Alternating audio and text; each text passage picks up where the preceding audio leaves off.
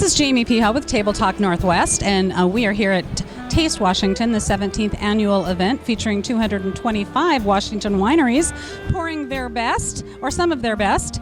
And I have the distinct pleasure of being here with a longtime winemaker and a winery owner, Doug Long, who is with Obelisco. And it's Obelisco Estate wines, is that correct? Yeah, all our estate wines, all of our wines come off of our vineyards.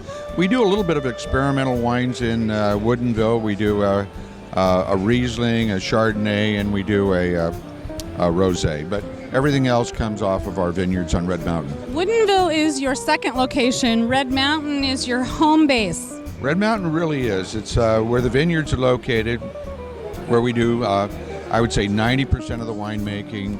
The 10% that we do in Woodinville is like a kid with a chemistry set. You know, we have fun. And we limited production, you know. Right.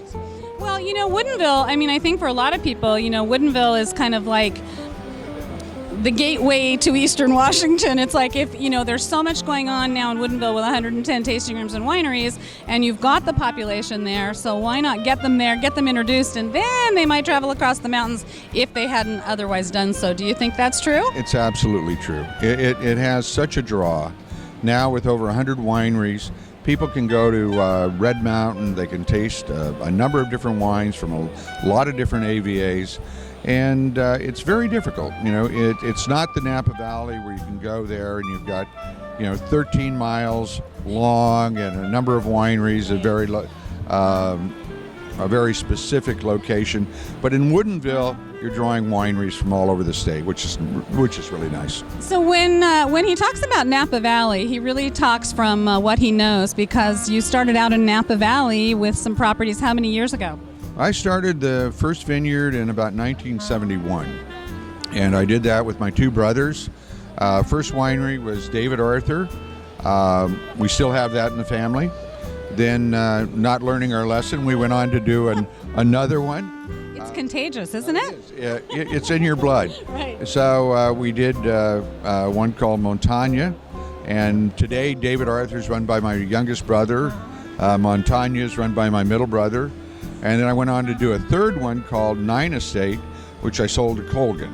And when I sold it to Colgan, I moved up to Washington with the idea that I'm going to live on the water, improve my golf game, and unfortunately, I'm habitually sick.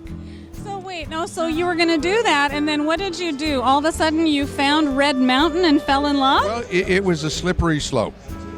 My wife, who was hoping I was completely out of the business on an active basis, noticed that all of our vacations were going to wine destinations.